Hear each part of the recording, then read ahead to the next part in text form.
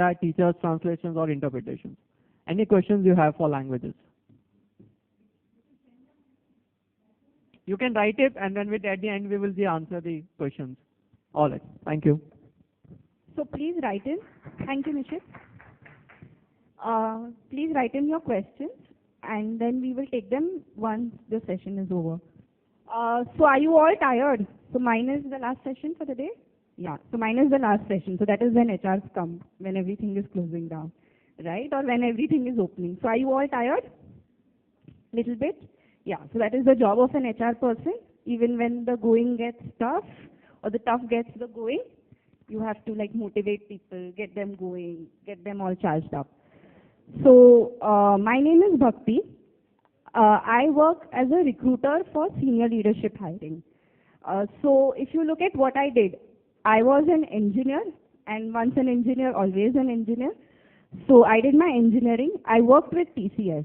And after that, I realized that, you know, probably this is not what I wanted out of life. So, yeah, we are living in times, you know, when probably our parents were working, they said that if you make a career choice, you have to live by it. Nowadays, even when you make a spouse choice, you don't live by it at times. So careers is far more. So I believe that life is an exploration, and especially at times where you guys are. I think it is a very exciting time. You all have like plethora of options. I know that is confusing at times, but I think choice gives you power. So learn to leverage on that and see, you know, what is it that you like. In our times, you know, we would be forced to take up XYZ options when our inclinations would be something else. Now you can mix and match. Yeah, so learn to leverage on that. So what really does an HR person does? And that is what a lot of people ask me. So when you are running a business, there are different parts of business. So there is a finance part of business, there is marketing, branding, advertising, there is sales, and then secondly and finally there are people who work in business. So each one of them, you know, get advantage for the business. HR is about, you know, how do I use my employees to make my company wow. So we do basically two things. For employees, we make the company as a wow employee. Yeah, wow company to work for. And for company, we ensure that we get wow employees, right? So it is two ways. So if you look at companies like Google, all of you all would be getting mails where, you know, which show fancy offices of Google, which have slides coming down, unlimited snacks, yeah? You have offices which will give you paid vacations, you will go for fancy trips, yeah? Also exciting career opportunities. So that is what a role of an HR manager is, to give you that value proposition, to give you that career that you want. Now under HR, there are various things that we do. So one and the most important is recruitment and selection, which is saying, you know, what kind of people will come in my organization. How will I choose? So today if I have 100 people, how will I choose that which is the one person out of these 100 that I need to choose? Then comes, training and development. So today I'm at level X, okay? Say Bhakti is a manager. Tomorrow she has to become a head. So from the journey of a manager to a head, what all inputs I have to give her? How do I have to train her? What trainings I have to send her for? What should she read? Should I send her for an MBA which is company sponsored? So that is what all happens in learning. The next option, and which is the most coveted option, is compensation and benefits. This is where an HR manager is required to have a lot of mathematical skills. How much money to pay people? Yeah, today if I'm paying you X, what should I pay the other person whom I'm getting? You know, how should I split up my salary? If I'm having people who come from abroad in my company, how should I pay them? So these are various things which come under compensation. Yeah. There are other things which are performance management. So today I have a company, say, of 500 people. So how do I say that X person is better than Y person? Can I establish some criteria on which I can evaluate people and then reward them? Okay, and finally one thing which is picking up currently is the whole diversity agenda, which is what ma'am was saying, that now there are a lot of opportunities, you know, which are opening up for women. So now workplaces are also becoming inclusive. They are saying that we've had enough of men. No, now let's get some women on board. We want women. Because why? We feel that they're more committed, they're more passionate about work. They're also saying, in abroad countries, they will say that we want a mixture of castes. So we don't want only whites, we want blacks, we want Hispanics. So that is where it is going to, the next level. So this is what an HR manager does in a nutshell. A whole lots and lots of things. But at the crux of it is, how do you have these conversations with people? So if you have to be an HR manager, you have to be someone who can talk to people, because today you will have to hire an employee, tomorrow an employee is going from a company. So how do you talk to him, tell him that, look boss, you stay back, this is what we have to offer. So this is the crux of what being an HR is. And how do you get into HR? So for an HR, you need to do ideally an MBA. I would recommend that you do an MBA from a tier 1 college, which could be either Tata Institute, XLRI, even SIBM is coming up, SCM, HRD. These are good colleges. And then obviously you have your tier 2, which are your ITMs and the other world. What is the starting pay? So if you do your MBA from, say, a tier 2 or a tier 3 college, tier 3 I would mean an MET or a Chetna, you would land up earning somewhere between 2 to 2.5 lakhs. A tier 2 college, which is not necessarily your cream, but say an IRMA or something like that, you will end up earning somewhere between 5 to 6 lakhs as your starting pay. And if you do it from tier 1 colleges, your starting pay would not be below 12 lakhs. Yeah, so that is where your earning potential is. Obviously, as you grow within the organization, you can earn a lot more. So this is about HR. Do you all have any queries? So please write them down. I think ma'am and Nishit have got a couple of questions, so they will be addressing those questions as well. Yeah?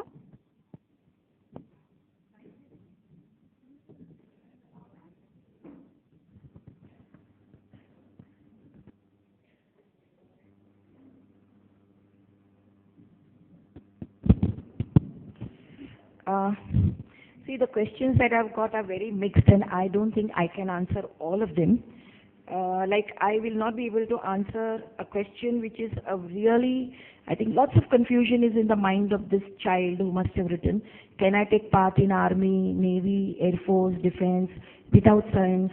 Which line should I take up to become party organizer? How can I give a new height to my father's business? Transportation of goods, which line should I take up chance in film industry? You can see the variations of choices and confusions that is in this mind. I think I would advise first is please take, I read outside aptitude test and other things. Please take up aptitude test, try to find out what you are good at, what is your potential, what is your talent, physically whether you are fit to take up defense, emotionally how much you can do your business with your father. You find out your own self. As I showed you, judge your personality, know what you are, and then you ask questions, because if you want to know everything, I think since morning as well as tomorrow, all these questions would be answered. So I don't think I can give an answer to such a question. And if worst comes to worst, please meet counselors. There are very good career counselors. Meet them and take their guidance. They will give you all options. They are not God. But you have to be honest with yourself. Don't be very sentimental in making choices. Be very thoughtful and rational. Now this question is something which I was very happy to read. I thought normally teachers are disliked by students. But here a girl is asking, what is the procedure to become a professor in a college? I thought professors, always people make fun from behind. And there is a girl who decides. But one thing I tell you, with the 6 pay scale, teachers are starting with 47,000 salary per month. And they draw minimum up to 1.75 lakhs per month. Within a year, their working days are only 280 days. That is, they work for 5 months. They take salary for 12 months. Examination work they do, they get extra money for that. Anything that teacher does extra gets extra money. Their working hours are strict. They do not work for more than 20 lectures per week. So whatever happens, they will not work more, and many more things. So, Aji, still they go on strike. And now very soon 7th pay commission is coming. So maybe their salary may start with 60,000. I won't be surprised. But I tell you, teacher's profession is not only noble profession, but nowadays it's become a royal profession. And for that, you have to do your, whatever you do, BA, BSc, BCom, but yes, vacancies are less now in government jobs, especially in science. Now science divisions are closing down. So there isn't much option remaining with science. Commerce, yes, many commerce colleges are opening, but then they are all unaided colleges. If you are in government jobs, you get, and now it's going to be compulsory for unaided. But you have to do your graduation in whatever subjects you like. Post-graduation is compulsory, and if you want to teach in junior college, it is B.Ed. If you want to teach in degree college, then when you are doing your MA, MSc, MCom, whatever you are doing, you can appear for NET exam, National Eligibility Test, which is at all India level. You have to just give an exam. It's the same syllabus of your postgraduate. No extra syllabus, nothing. You just have to give NET exam, for which you are qualified for professor's post all over India. Anywhere you get married, you are eligible to become a professor in a college with NET. If you appear for SET, that is State Eligibility Test, then you are eligible to become a professor anywhere in Maharashtra. So SET is done by Pune University in Maharashtra for Maharashtra job. And if you want to take up job anywhere in India, you have to just give your NET exam, which is nothing but the syllabus of your post-graduation. MA, MSc, MCom, it's the same subject, same syllabus. They don't have to prepare anything for this. So this is the easiest thing a child can do. So those who feel easy way, shortcut, quite fine. Now, does journalism include only mass media? No. How journalism will include only mass media? But yes, those who want to go for journalism, they can take up anything. Mass media is one of the subject, one of the specialization. Journalism is very wide. It can be sports journalism. You must be reading sports papers, magazines. There is sports journalism. Then there can be interior designing, books which you referred just now when I came. That is again a job of a journalist. So journalist is not only trying to give you mass media. It deals with anything and everything in this world. So journalism is a very, but one thing I would suggest, need not be that you should go for a degree in journalism. You can take up anything that you like of graduation, and there are good colleges who are running courses in journalism. So you can take a journalism where you can be a freelance journalist. You can write articles and you can get them published, whether in Gujarati, Marathi, English. You will be seeing so many articles which are coming, either on family or on film or on something. You write articles and you are paid for it. So these are the things you can do even if you don't want to take full 24/7 job. Nowadays jobs are very tough, as I said. So rather than taking up a job for 12 hours, you can do this sitting at home. So it's not necessary that for journalism you have to take up mass media. You can take arts and you can do a small course in journalism so that you learn the technicalities. Are there any courses in scope in journalism after achieving degree? That is studying for girls. I tell you, for girls, journalism is good. You may enter into journalism, as I said, if you are interested in sports, do journalism on sports. If you are interested in social issues, take up journalism in social issues. And as I said, you either take a full-time employment with some newspapers or magazines, or you sit at home and you can send even photography and journalism can be done. So you can do what you like. Journalism, you can sit at home and write your articles and send to any newspaper and magazines, and they will pay you for your articles. But in the beginning, it's a hardship.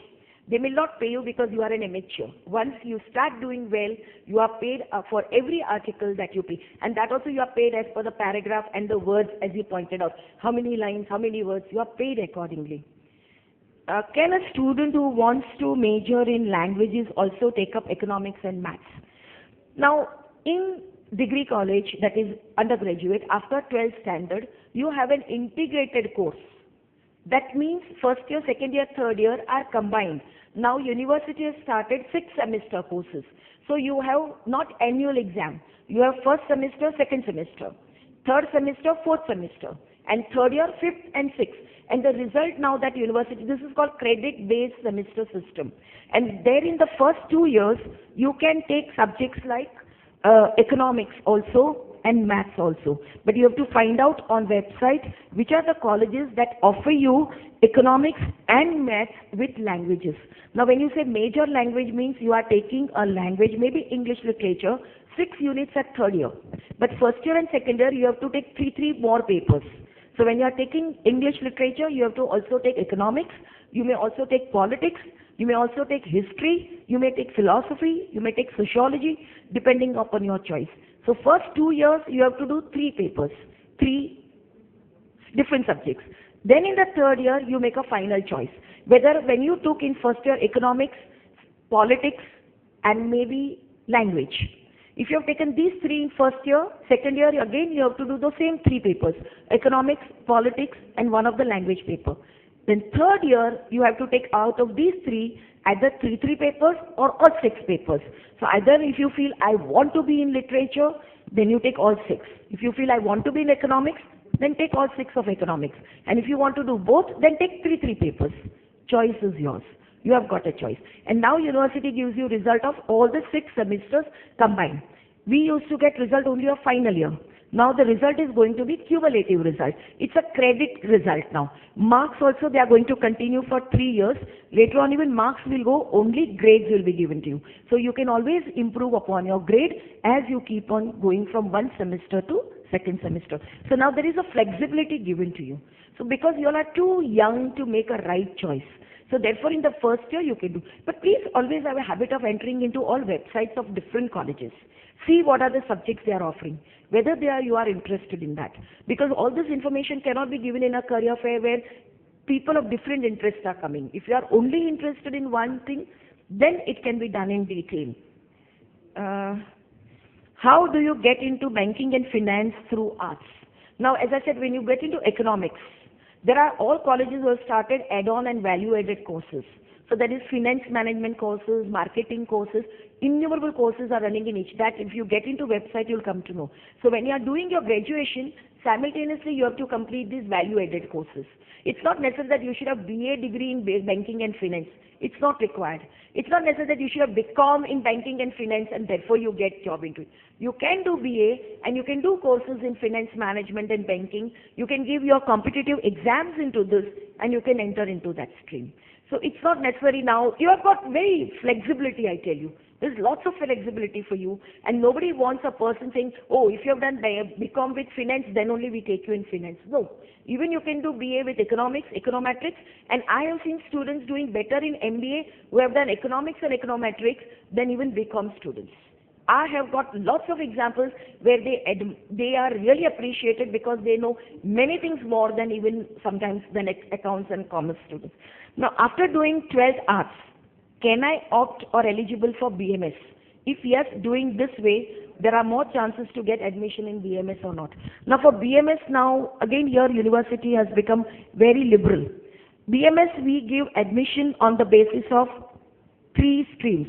There are 5% seats booked, I think 15% seats are for commerce, 25% is for commerce, 15% for arts, 15% for science, and that is how there is division of seats. If we have got 60 seats, maybe 20 seats are for commerce students, 15 seats are for arts students, 15 seats are for science students. So irrespective of in junior college what you take, you can take BMS in degree college. Whatever you take, it makes no difference. You can get admission into BMS. So in junior college, you take whatever you like, and in degree college, BMS, you can take BMM, Bachelor of Mass Media. That again is open to arts, science and commerce. Now if you are passing your 10th, 11th and 12th is the time where you will be mostly listening to others. But degree college, when you come, you will be more independent. So therefore, university has given you a chance. Because I get many students who want to change over now from 11 science to 12 arts. They are not able to cope up with that physics and chemistry. And as I said, it is not because the child is not intelligent. Please remember, the child may be extraordinarily intelligent, but he does not like that subject. He doesn't have an aptitude for that subject. Because if you don't have an aptitude for that subject and if you are forced to do it, you won't. I have seen students failing in science, but when they get into the arts, they score distinctions. So it's not like that a person who cannot do a particular stream or a subject is not an intelligent boy. We should not discourage a child from his choices. And nowadays, I'm very happy to know that parents also have become very understanding, and they only come and request me to help them to change their stream. Lots of things are there. How can I take part in politics? Now this I cannot teach. How can I take part in politics? I cannot teach. Taking politics as a subject, you can be an advisor, you can do these things. But how you can take part in politics is something I won't like to speak on this platform. No, I won't like to speak on this platform. Can you tell more about tours and travel? Tours and travels, because you are doing geography, you are doing history, you are doing English, you are doing communication skills. Nowadays, tours and travels is an internationally booming market. And you can get on desk, outside desk, you go as the managers with these companies, those who love to visit countries in the world, for them it's easy. And there's nothing special. You have a travel and tourism, one paper, even for art students. It's one paper. Applied component paper, and then you have to do a certificate and some small diploma courses, and now these tourist companies only are giving you coaching. So what they need is, you should have a good command over language, you should be communicative, and you should have knowledge of history, you should have knowledge of geography. If you don't know where Madhya Pradesh is and where Kerala is or where Canada is, then it's a failure. So you should have good knowledge of all this, and for that you can go for arts, and this I said, this is the simplest route for doing all these things. Archaeology, I don't know what to say. What are the best, because archaeology is not coming under arts at all. What are the best colleges, universities for archaeology? I think website is the best way. Please get into the website. You just mark that under Google, you'll get the whole thing into website. So these are the informations which you get on website. What are the various courses included in this, in that one? What is the scope of archaeology abroad? These are the things which you may have to get into website and before, because the knowledge which I don't have, let me not give wrong information or incomplete information. I think I've completed. It's over. Thank you.